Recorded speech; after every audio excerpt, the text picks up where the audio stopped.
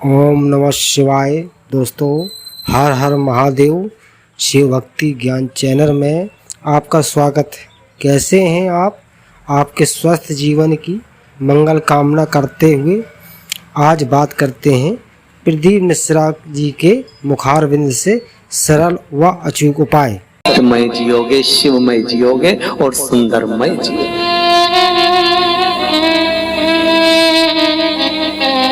नहीं बन गई।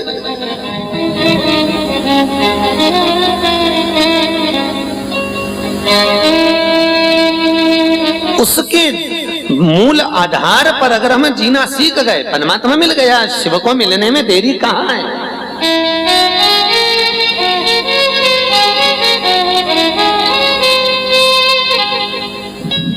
कहां होगा?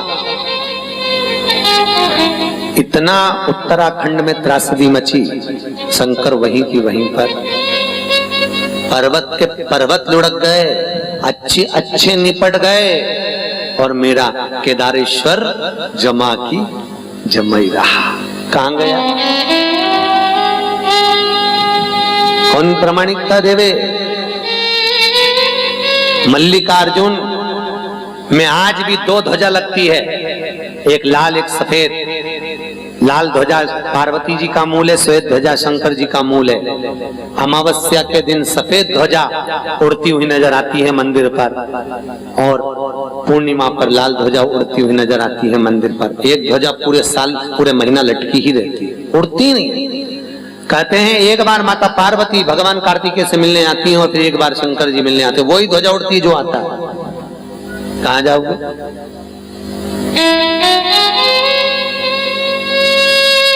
शिव को जानो, शिव को पहचानो। नाम कोई साधारण नहीं है, महादेव। देवताओं में भी जो देव है और देवों का भी जो देव है, जो भयो बनकर प्रकट हुआ है, भयो बनकर निवास कर रहा है, भयो बनकर बड़ा बनकर जो बैठा है, जो देवताओं का भी संचालन करता है और संहार करता भी जो है, वो शिव जी है।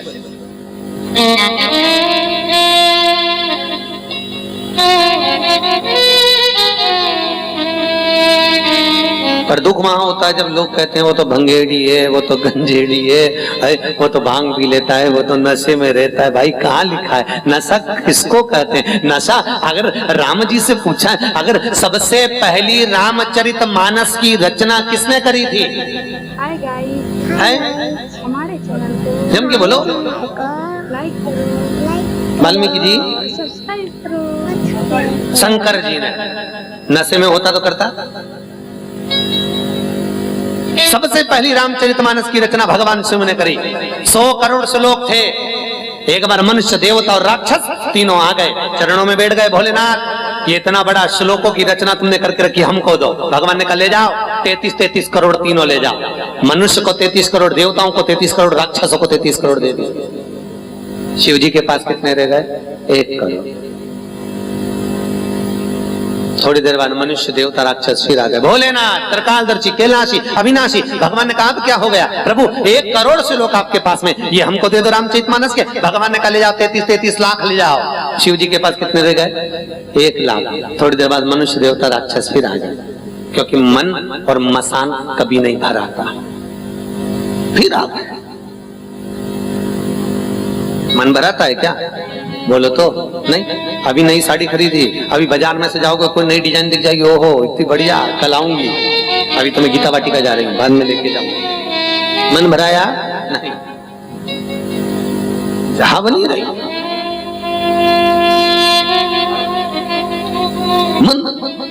मनुष्य, देवता, राक्षस फिर आ गए। भोलेनाथ, शंकर भगवान ने पूछा क्या हुआ? 1 लाख श्लोक आपके पास में। भगवान ने कहा ले जाओ, 33 हजार ले जाओ। शिव जी के पास 1000 बचे। हर हर महादेव। 1000 श्लोक शिव जी के पास।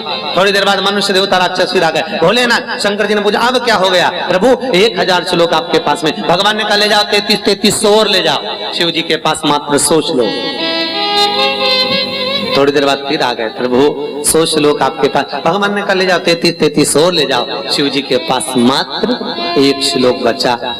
फिर आ गए भोलेनाथ। भगवान ने कहा अब क्या हो गया, श्लोक तो एक ही बचा है ना मेरे पास में। शंकर भगवान, प्रभु आप दयालु, आप दातार, आप त्रिकालदर्शी, आप कैलाशी, आप अविनाशी, एक श्लोक रखकर क्या करोगे? भगवान ने कहा एक श्लोक लेने वाले तीन, बांटू कैसे? शंकर भगवान ने उस एक श्लोक को देखा, संस्कृत के अनुष्टुप छंद का श्लोक था। संस्कृत के अनुष्टुप छंद में 32 अक्षर होते हैं। भगवान शंकर ने 10 अक्षर तीनों को दे दिए, ले जाओ।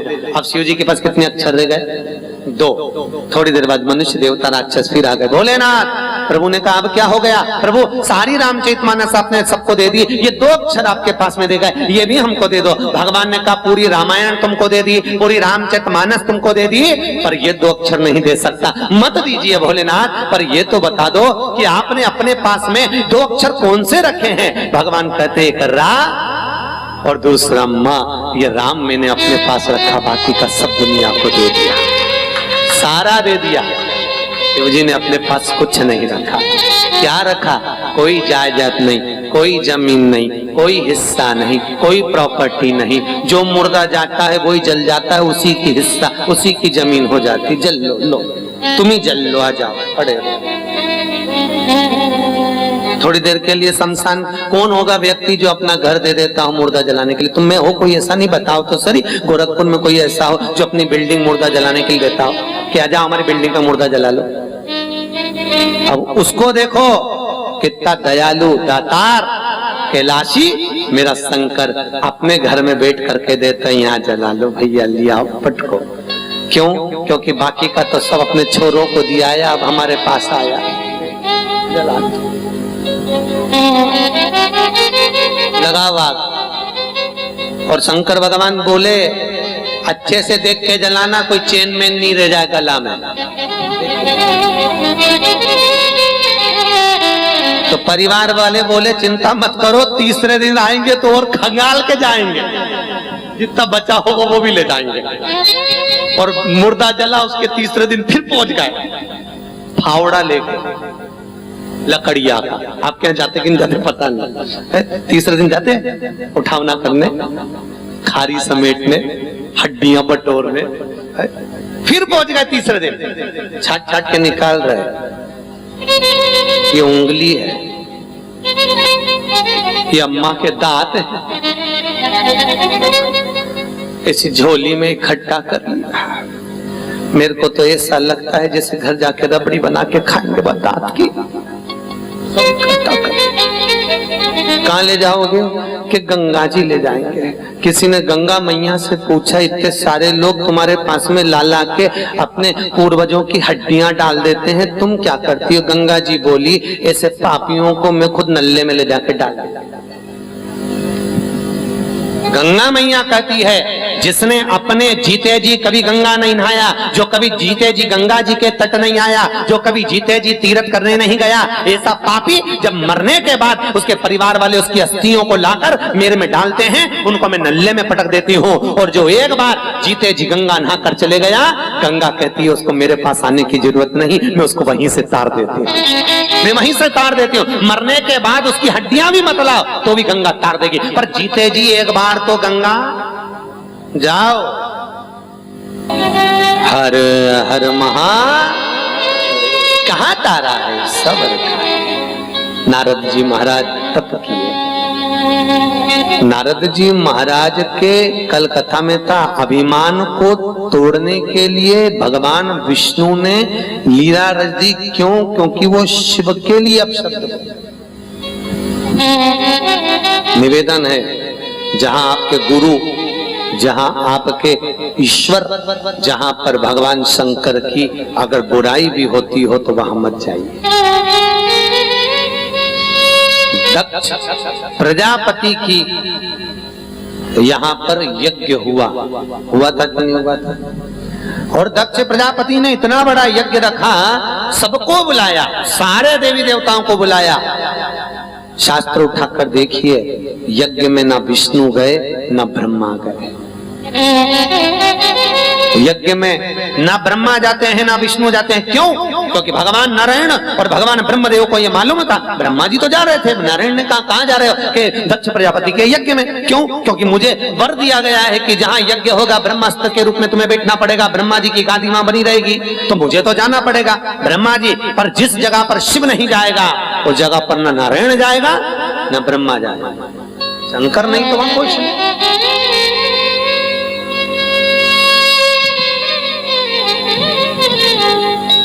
दुनिया के लोग सत्य को समझते कब हैं? जब मर जाते हैं। लोग लेके जाते हैं तब चिल्लाते हैं, और आगे वाले क्या चिल्ला रहे हैं? अरे अच्छे से बोलो। बड़ा सुंदर शब्द है, राम नाम सत्य है। हमारा तो कहना रहता है लोग मरने के बाद बोले उससे अच्छा है दीपावली मिलने जाओ तो हैप्पी दिवाली ना कहिए, डायरेक्ट जाकर कहो सेठ जी राम नाम सत्य है। सेठ जी नीचे गिर जाए, सेठ जी नीचे। क्यों? तू मेरा बुरा चाहता है? नहीं सेठ जी, अभी तक जिंदगी में बहुत झूठ बोल लिया, मरने के बाद लोग बोलेंगे उससे अच्छा है अपन बोले राम नाम सत्य है।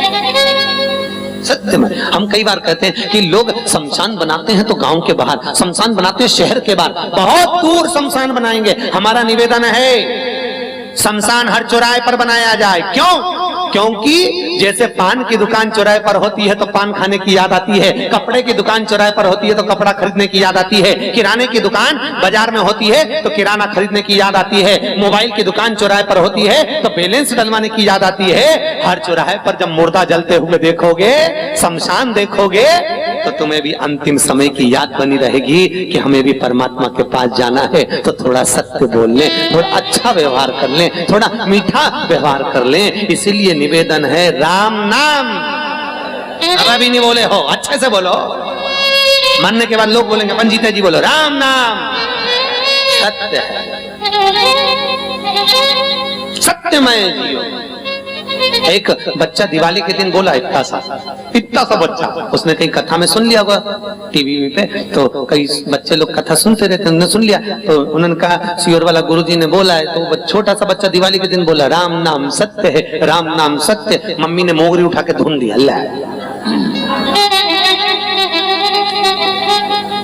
अब बच्चा बोला मुझे क्यों मारा? चुप रहे। त्योहार के दिन ऐसा बोलता है। सियोर वाला गुरुजी तो बोला।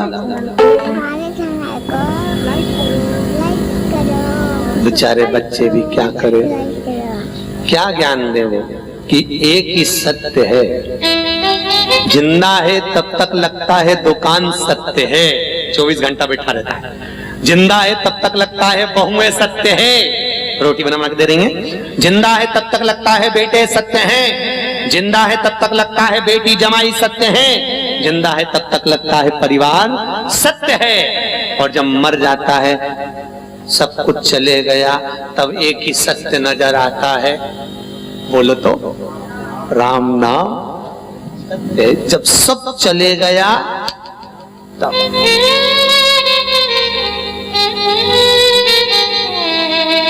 बच्चे क्या जाने। एक टीचर ने बोर्ड पर लिखा, बोर्ड पर टीचर ने बोर्ड पर लिखा महाभारत, बोर्ड पर लिखा, और बोर्ड पर लिखकर पप्पू को खड़ा करा है। पप्पू खड़े हो। जी मैडम, जी मिस, ये महाभारत किसने लिखी? मिस आपने लिखी। मिस ने उसको टेबल पर खड़ा करके छड़ी से धुनाई कर दी। बच्चा घर गया। माँ ने पूछा कल स्कूल का टाइम क्या है? मम्मी कल स्कूल नहीं जाऊंगा और अब मुझे स्कूल जाना ही नहीं। क्यों नहीं जाना? आज क्या फिर टीचर ने मारा तेरे को? हाँ, क्यों मारा? मम्मी टीचर ने बोर्ड पर लिखा महाभारत और मेरे को खड़ा करके पूछा बता पप्पू महाभारत किसने लिखी? मैंने कहा मिस आपने लिखी। तो मिस ने मारा। अब बता मम्मी किसने लिखी? तो माँ बोली बेटा महाभारत तो श्री वेदव्यास जी वर्णन करे, परंतु मम्मी बोर्ड पे तो किसने लिखी थी? मिस ने। बच्चे ज्ञान की मुद्रा का प्रकाश है,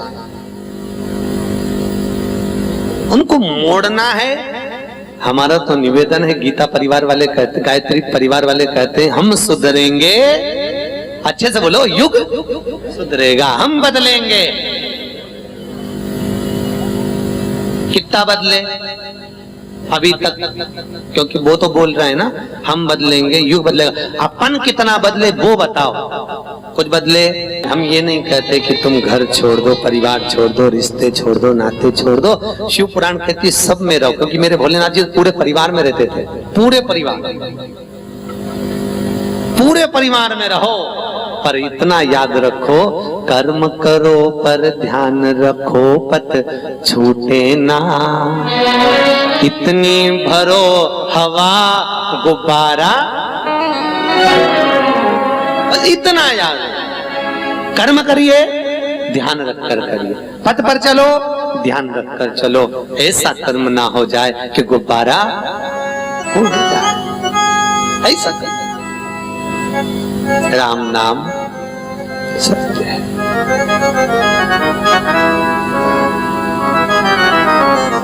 शंकर भगवान का बुराई करने वाले शब्द से शिव को अपशब्द कहने वाले श्री नारद जी महाराज को जब देखा, भगवान नारायण ने कहा, वाह नारद, आप कह रहे हो कि भगवान शंकर काम को नहीं जीत पा रहे, आपने जीत लिया। भगवान शंकर ने बस, नारद जी गए और नारायण ने लीला रची, एक सुंदर पुरी का निर्माण कर दिया, एक सुंदर महल का निर्माण कर दिया, जहां पर सील निधि राजा की कन्या का स्वयंवर है।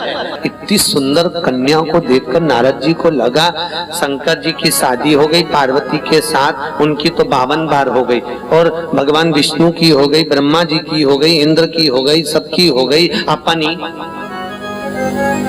रहेगा, अपन रहेगा, बस अपनी ओर हो जाए। तो इससे सुंदर कन्या कहाँ मिलेगी, इतनी बढ़िया लड़की कहाँ मिलेगी?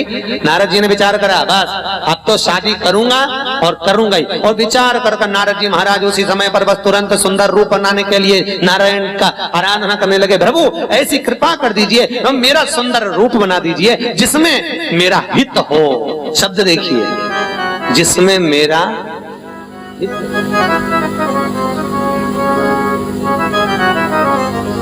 अब शंकर जी का मान करने वाले का हित कितना होने वाला है वो देखिए। कितना सुंदर लिखा है शिव महापुराण में, किसी मंदिर में फूल चढ़ाने से बढ़कर है किसी मंदिर में कचरा पड़ा हो, पोछा लगाना, झाड़ू लगाना, कचरा सोरना और उसको उठाकर एक कोने में ले जाकर डस्टबिन में डालना। फूल चढ़ाने से बढ़कर पुण्य है किसी आश्रम में, किसी गुरु के दरवाजे पर, किसी मंदिर में, किसी देवालय में झाड़ू पोछा लगाना। 1008 संत शिरोमणि श्री राम सुखदास जी महाराज ने अपनी वाणी में कहा कि वृंदावन में, ब्रज में निवास करने वालों से भी बढ़कर पुण्य भागी हैं ब्रज की नाली साफ करने वाले और ब्रज में झाड़ू लगाने वाले। परम पूज्य राम सुखदास जी महाराज किसी तीर्थ में, किसी देवालय में, किसी धर्म की जगह पर, किसी सत्संग में, किसी कीर्तन में, किसी भजन में, किसी हमने सुबह सुबह देखा, यहाँ से तो आप लोग चले जाते हो ना, सुबह सुबह हमने देखा यहाँ ट्रस्टी लोग भी कुछ ना कुछ काम में लगे रहते हैं गीता वाटिका के। और कुछ लोग, हम सुबह जब प्रणाम करने निकलते हैं सुबह के टाइम पर सेवा करते सी लाडले कल्लू की, और सब दूर हम प्रणाम करने निकलते हैं, हम यहाँ पर भी आते हैं प्रणाम करने के लिए। तो यहाँ पहुंचते हैं तो हमने देखते हैं कि कई सेवादार, सेवा करने वाले, कई गीता वाटिका के सेवक कहीं चादर सही कर रहे हैं, कहीं झाड़ू लगा रहे हैं, कहीं पोछा लगा रहे हैं, कहीं गादी को ठीक कर रहे हैं, कहीं किसी चीज को उठाकर वहां रख रहे हैं। हम देखकर हम वहीं से दंडवत कर चले जाते हैं कि हम इन पोथी को दंडवत करें, उससे पहले इन सेवादारों को दंडवत है जो इतनी सेवा दे रहे हैं, इन सेवा करने वाले। क्यों? राम सुखदास जी महाराज ने अपनी वाणी में वर्णन किया है, संत शिरोमणि ने, परम पूज्य संतों में संत शिरोमणि राम सुखदास जी महाराज कहते हैं, एक झाड़ू लगाने वाला, एक नाली साफ करने वाला बड़ा है जो ब्रज की रज में रहकर आपके लिए राहें बुहार कर आपका मार्ग प्रशस्त कर रहा है। मार्ग प्रशस्त। कभी कभी गीता वाटिका में आया करो तो एक झाड़ू ढूंढ के तुम भी लगाया करो। कभी कभी गीता वाटिका में आया करो कहीं पानी पड़ा दिख गया, कहीं झाड़ू लगाने का मन करे, कहीं पोछा लगाने का मन करे, कोई गंदगी पड़ी है साफ करने का मन करिए। क्यों? भगवान की राह जिसने साफ कर दी उसकी राह अपने आप साफ हो गई। अब शबरी का चरित्र करा है। शबरी के दरवाजे पर शबरी रोज रंगोली डाल कर रखती थी, रोज बुआरी लगा कर रखती थी, रोज शबरी किसी ना किसी रूप में भगवान को पाने का प्रयास करती थी। भगवान आएंगे आएंगे, भगवान आए। क्या खिलाया था शबरी ने भगवान को? है बेर। शंकर जी को शिवरात्रि पे क्या चढ़ाया जाता है? बेर। कितने बेर चढ़ाते हैं शंकर जी को शिवरात्रि पर? कितने बेर चढ़ते हैं? हर शिवरात्रि का एक 12 महीने में कितनी शिवरात्रि आती है? 12 बेर शिव जी को समर्पित होते हैं शिवरात्रि के दिन। हम आशा करते हैं कि भगवान शिव आपकी सभी मनोकामना पूर्ण करें। इस उपाय को करना ना भूलें। आज बस इतना ही, फिर मिलते हैं नेक्स्ट वीडियो में। दोस्तों वीडियो अच्छी लगी हो तो सब्सक्राइब और लाइक ज़रूर करें। ओम नमः शिवाय दोस्तों।